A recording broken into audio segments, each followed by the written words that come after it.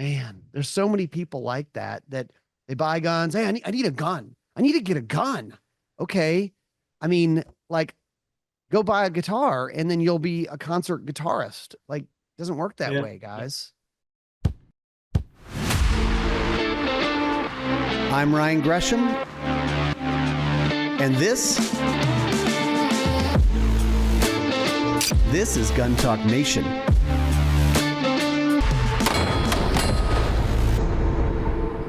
This Gun Talk Nation is brought to you by Secureit, Caldwell, RCBS, Buildbox, Smith & Wesson, Franklin Armory, Colt Firearms, Range Ready, and CZ USA.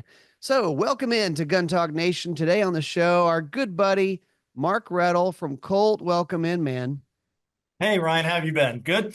Great. Doing well. Doing well. So wanted to have you back because we always have fun. You've been down here filming with us, and we always shoot the bull and shoot guns. That's Okay. kind of All what we right. do. Yeah, I really enjoy coming down. I love your facility. What you've done is just remarkable. And, just a shout out to anybody, if you haven't been down for one of the classes, they need to get down there because it's some of the best training, best area as far as infrastructure with restaurants and everything. But the staff really makes it feel like a family affair when you're down there. Yeah, thank you. It's easy. It's an easy place to come. I mean, we are one of our inspirations, whether it's doing media event stuff with the gun industry or welcoming in regular Joe public shooter, is we've all been to ranges where there's a burn barrel. Maybe if you're lucky, there's a porta potty, and it's a dirt pit. And if you're staying for the whole day, you better bring a sack lunch. And so we're kind of like, let's make it not, it doesn't have to be super bougie. It doesn't have to be a country club, but it's something nice where you got real bathrooms, and we'll cater in lunch for the classes. And so, I mean, you've seen it. It's kind of, we try to give people a good experience. Cause I mean, I feel like people are spending their hard earned money, and they're taking vacation days a lot of times to come train with us. So it should not only be good training, but it should also be a good experience and be fun. Yeah, and the word that comes to mind with me is comfortable. Because you make the people feel comfortable, they're going to learn more. They're going to be more open to what's going on and worried about, oh my God, I got to run all the way over to that house to go to the bathroom instead of being able to listen to the instruction. Mm-hmm. And really, the range is top notch, and I just love being down there. I mean, I wish I could get down there more, but work gets in the way. We get a decent amount of rain in Louisiana, but we got good drainage. The ranges are all dry, Yeah. and so that's important too. You don't have to wear rubber boots if it rains. Yeah. Just something that I noticed the other day. I was at my local gun club. You're a gun guy, I'm a gun guy. Mhm. I own a lot of different guns. You do. Companies send you guns. It's amazing watching people buy a new gun and get to the range for the first time, just rip it out of the box and start finagling with it. I was watching this gentleman do this, and you could tell he didn't know how to operate the gun. So Yeah. one of the things, I went over and said, I hear you. I get excited over a new gun, but my routine is, and I'm sure I read the owner's manual because it kind of gives me how to break. I practice breaking the gun down, fuel stripping it, putting it back, looking how it should be lubricated, but even functions of the gun, how the trigger works and all this. And that way, the first time I take it out, it makes that experience a little bit better to me wondering, am I going to be safe with this gun, or am I even going to operate the gun correctly? Mark, that's a great point, is familiarizing yourself with a new gun, even if you've shot lots of guns over the years. I mean, I feel like whether it's a gun or it's even heck, it's a toaster oven. I mean, read the manual like once. You don't have to study it every month for your rest of your life. But if you read it once, you're going to be so far ahead. And certainly get into that before you get to the range. You don't want to be like messing with it and figuring it out while you're there. I was actually in a concealed carry certification class one time, and everybody's sitting in the classroom, and mostly it's like 6 hours of sitting in the classroom and 1 hour of shooting approximately in Louisiana. Right. That's how Yeah. it was. And there was this nice lady sitting next to me, and she had her gun box sitting there in front of her. And when it came time to like, okay, guys, everybody, make sure you've got your guns, no ammo here, but we're going to get ready. We're going to go over to the range and shoot. She's like, opens it up and she looks at it like it's a dead fish or something. She's just like, so like, what do I do with this? She didn't want to touch the gun.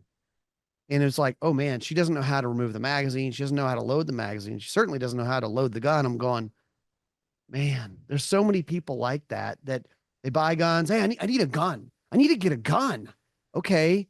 I mean, like, go buy a guitar and then you'll be a concert guitarist. Like, it doesn't work that Yeah. way, guys.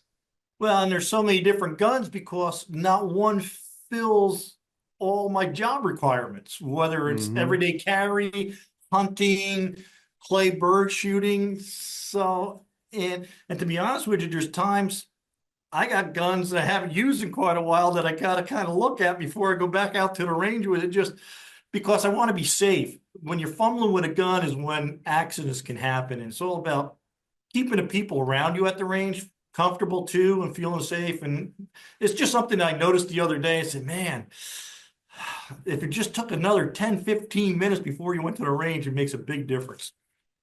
It's so true. To familiarize yourself with your new gun, even if you own 10 or 20 or 30 guns, right?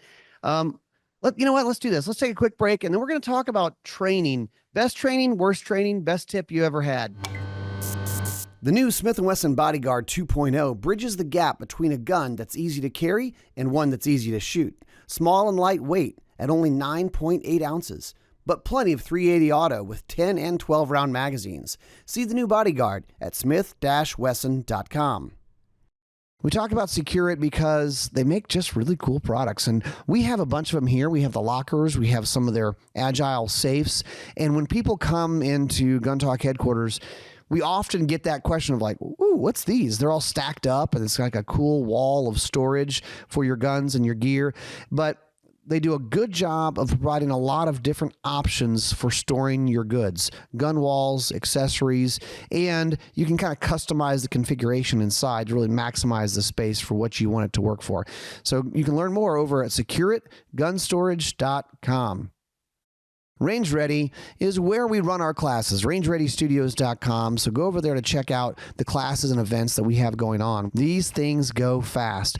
Another little known thing about Range Ready is we will provide you a pistol if you need one for running a class, or even an AR, but there's no charge for that. We don't rent you a gun and there's an upcharge. It's just available for your use. So it's a pretty cool deal. Go check it out, rangereadystudios.com.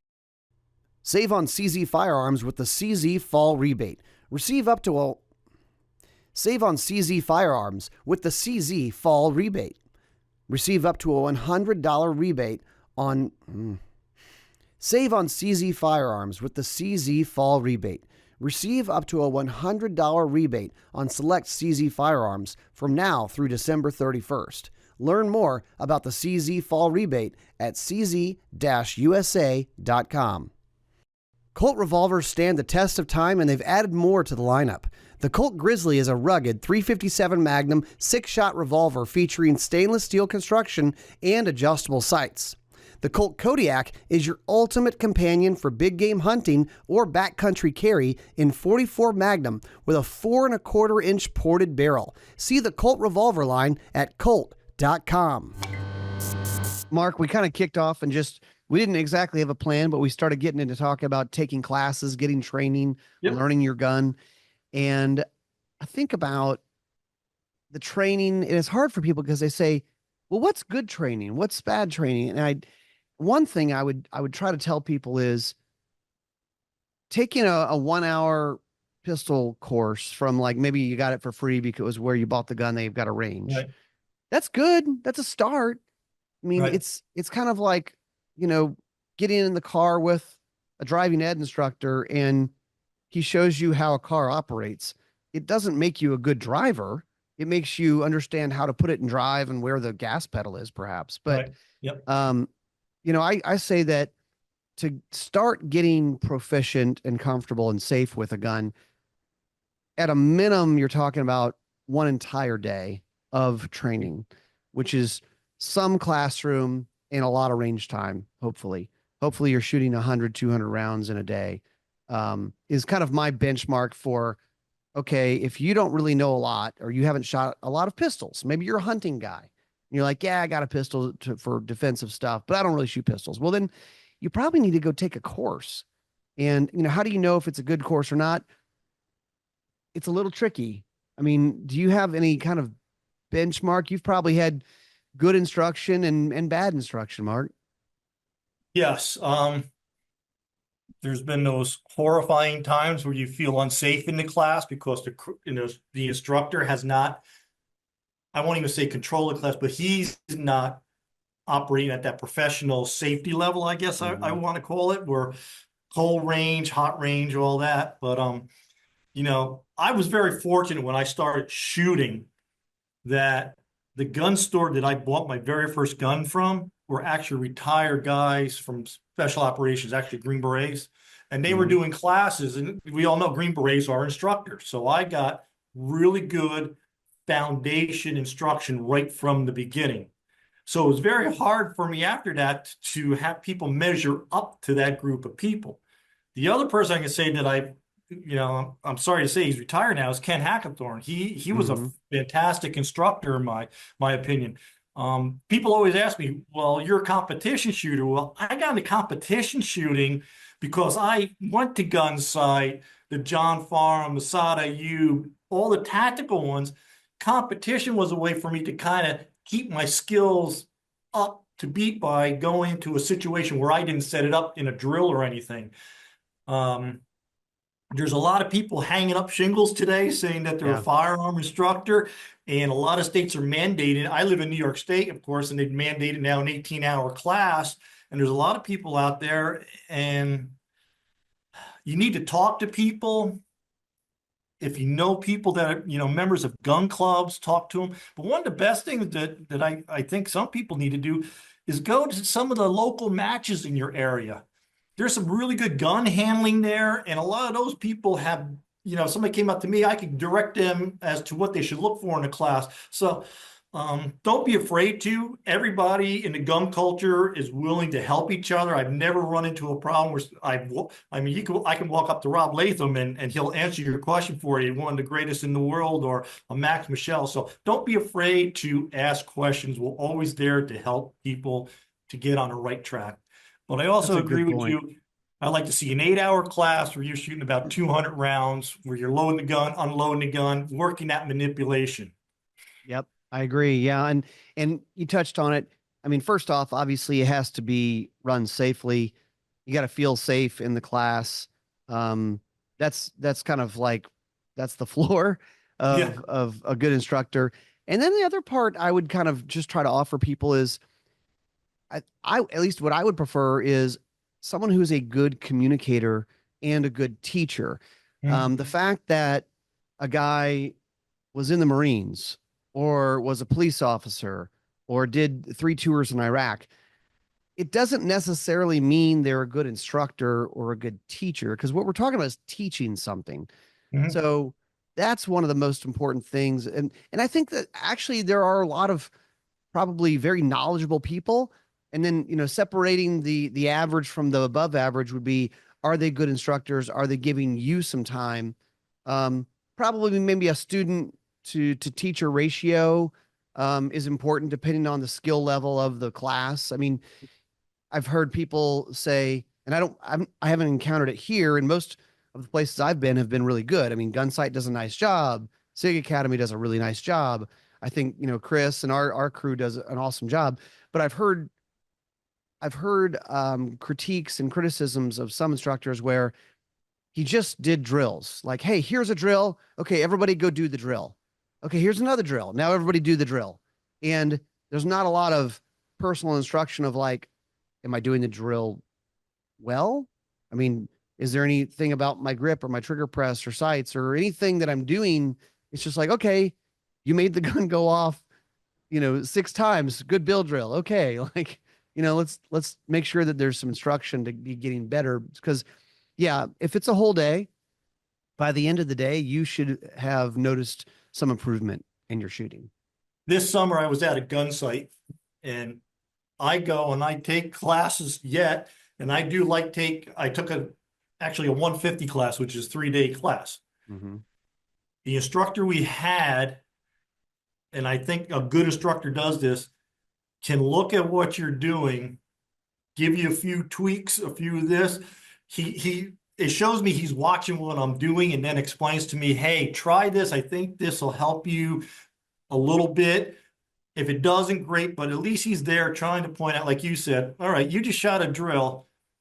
This is what you did good in the drill. This is what you need work on. And that he doesn't have to be a world-class shooter. I think he has to be that guy that can break down what you're doing and articulate to you what you need to do to improve.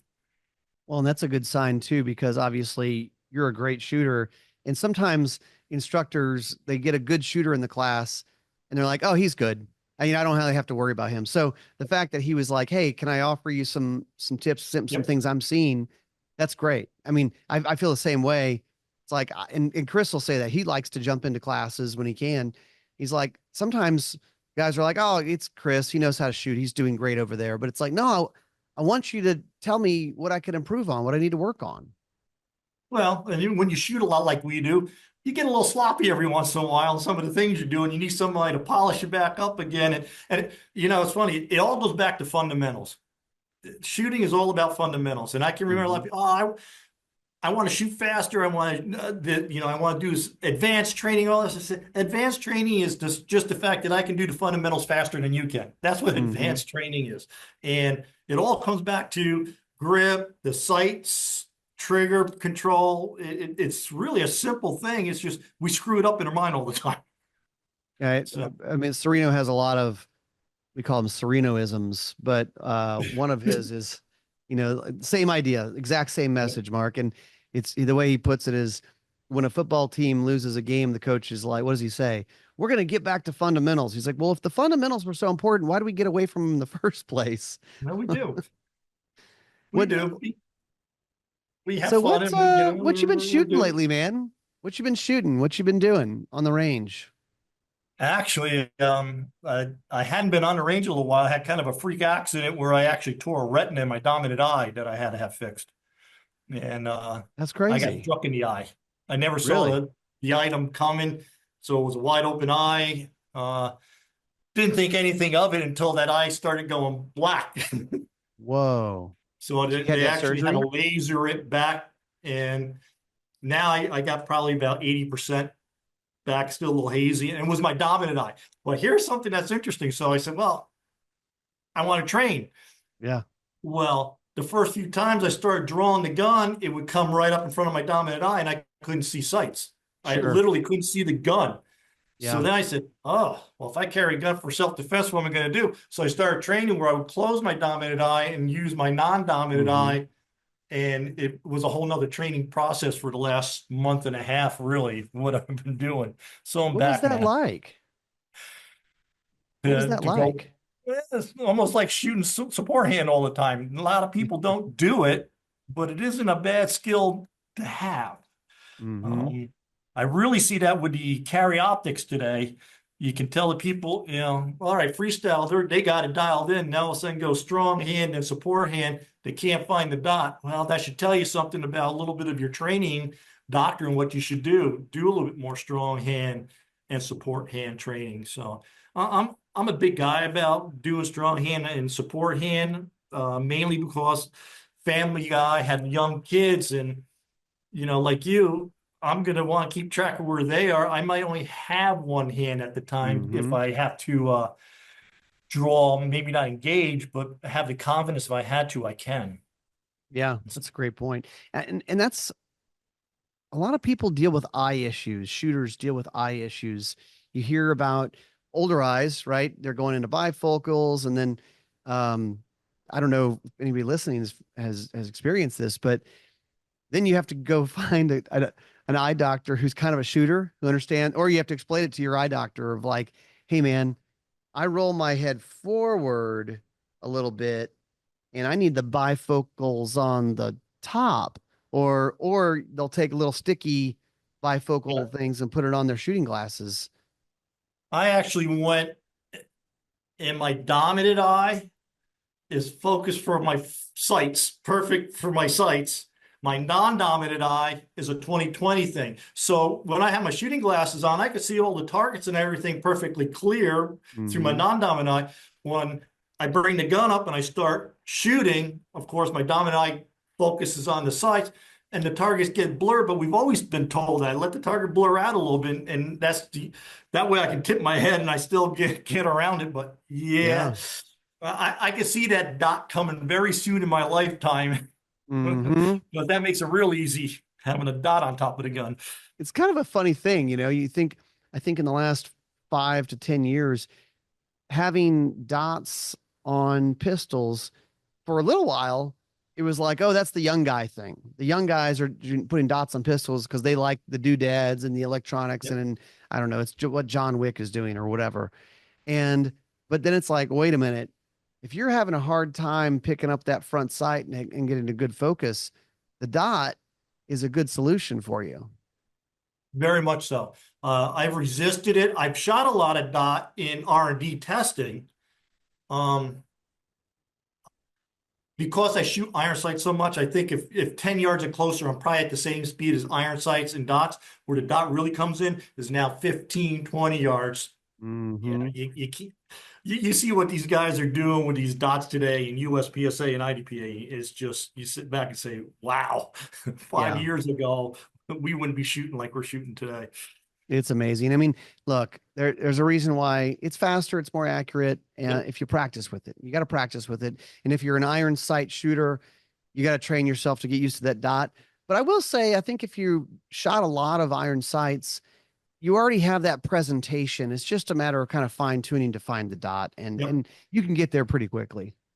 Yeah, what I found is actually with iron sights, like you tend to kind of ride the front sight a little high going out and you roll it into it. With a Hmm. dot, you can't, you got to come out and go right level and the dot comes right into your eyesight. Once you just learn that and do some repetitions, it comes pretty easy. It's Yeah, pretty amazing. one of the tips, and it was actually over at Gunsight, that I liked, was getting the gun kind of like you described, high in front of your face early on in the draw stroke or Yep. pressing out, and then you're just pressing out level, and you're kind of following and fine tuning the dot as you're pressing out.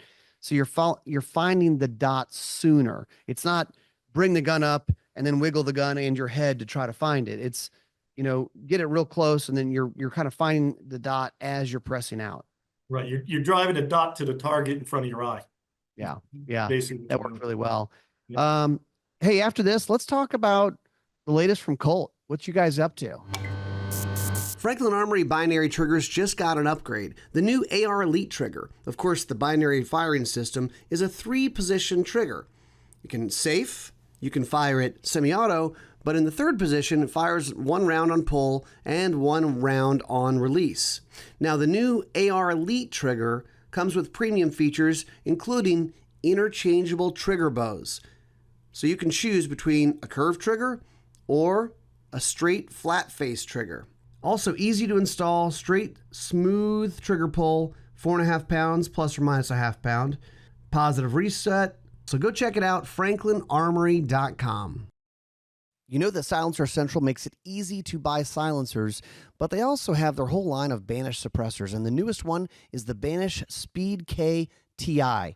TI for titanium. Extremely lightweight and compact. This is a really cool ultra compact 223 556 dedicated silencer. Weighs only 8.6 ounces. It's 4 inches long, and it has controlled flow technology. We have used this on the range. We've been impressed at how light it is, doesn't change the weight and balance of the gun, and also still very quiet. The Banish Speed K TI from Silencer Central. Enter to win the Ultimate Builder Giveaway presented by Buildbox. Here's your chance to win from over 100 incredible prizes from top brands like Caldwell, Real Avid, Wheeler Tools, Brownells, Aero Precision, Timney Triggers, Ballistic Advantage, EOTech, and Tipton, and even more. You can also win guns built on the show. Don't miss out. Visit BuildboxTV.com to enter and gear up for your next build. New from Caldwell, it's the VLOCIR with chirp radar technology for more accurate readings from your chronograph. Tracks bullets downrange at various distances, giving you the full picture of ballistic performance. Easy to set up and an app to track all of your data all year long. Go check it out at caldwellshooting.com. So Mark, how is it, what are they looking for differently now, the law enforcement guys? For lack of a better term, more of a 3-gun type gun. So we have free floating tube, but they want the tube to be much smaller diameter with M-lock capability so that they can put accessories on where they want. A little better trigger, cleaner trigger today, ambi safety selectors. And of course we have the CM5 now, which is an ambi bolt release also. So it's a completely ambi lower. The other trend I started seeing when I was doing law enforcement is a lot of them are going away from just the dot and they're putting like 1 to 6 powered optics on the gun because it's a true 1 power, and usually they have a light up dot on it also. So it just gives them more freedom to do things at different ranges than they used to be able to do before with the same gun. You know, one agency was telling me in their area, a lot of houses are well off the road. He can pull up and actually kind of scope the house with his gun before he does anything if he doesn't have binoculars. So it just gives them more options, and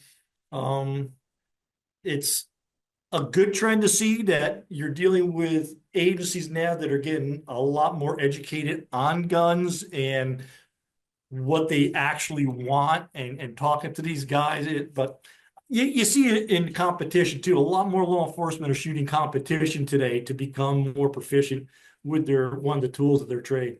That's a great thing. I tell you, I think I'm seeing that as well. It's not simply they issue this stock thing and it's just whatever. It's a hammer they're giving me. Like they're wanting better gear. They're wanting to become better shooters. Maybe not all of them, but a lot of them are. And I mean, we have SWAT teams that come train here, and those guys, we were doing a little match at our place this weekend. They're good shooters. I mean, this is a good thing.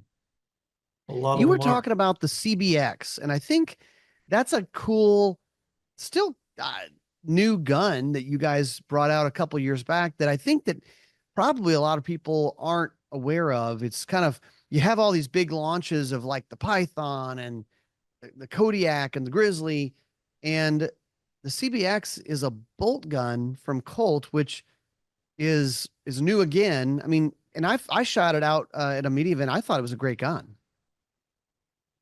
Yes, we had the Precision, which is the heavy barrel gun with the aluminum frame. Then we have the Tac Hunter, which is a synthetic stock with a much lighter contoured barrel. With all the shooting I did on those guns, if you don't shoot MOA or better, you get mad. The guns are unbelievable. I've never shot so many different rifles that shoot great. We have one in 308. The heavy barrel gun that we have 8,600 rounds through, and it'll still shoot under an inch at 100 yards. And I just can't, we want to burn the barrel out. Where's the barrel going to fail? And it hasn't yet. So it starts to get expensive. You're trying to burn the barrel out and the damn barrel won't burn out. Yeah. Well, that's one of the things that a lot of people understand in the gun industry. Firearm manufacturers spend a lot of money on ammunition, not only for testing new products, but just validating the guns that are going out to the customer. At Colt, every gun that goes out the door is test fired. You take our ARs, every one has 30 rounds put through it. Wow. Every military law enforcement one has 60 rounds through. So 500 guns a day. That's a lot of ammunition that we're going through every day. No kidding. 5.56, which is not inexpensive in this day and age. Yeah, and if you're shooting the CBX, I mean, 6.5 Creedmoor or 308, you're burning through some ammo. Yep. But there are other calibers coming that people have asked for, and we're developing them now. And I get excited because, there's a lot on my plate that's coming down the road. That's really kind of neat stuff that I'm really glad we're doing. The nice thing is our engineering group for R&D and I have a good relationship. They know they're the engineers, but I can come back and articulate, hey, we had this problem, or I think this gun would be a little bit better if we did this because I'm a shooter. So it makes a better product for the consumer. Yeah, that's great. And I remember the CBX, I believe you guys kind of worked on the stock, kind of a customized stock for that gun, right? Right. Yep. The precision one with the aluminum chassis is an MDT makes it for us. Mm-hmm. So, and that was to our specifications. The polymer gun, we did have to have it made a certain way. It has a replaceable cheek piece, so you can raise or lower it to fit you better. Of course, the sight rail system, we did the same bolt patterns of Remington 700. So you can get any rail and rings that you want for your optics that you want to put on the gun. You want to try to keep it as versatile for the consumer as you can. Yeah, yeah. Now, Mark, I know you've been at Colt a long time. I got to ask, but as we kind of start to wrap up this podcast, is there a gun that you guys make that you think is a really cool gun, but you feel like people aren't familiar with?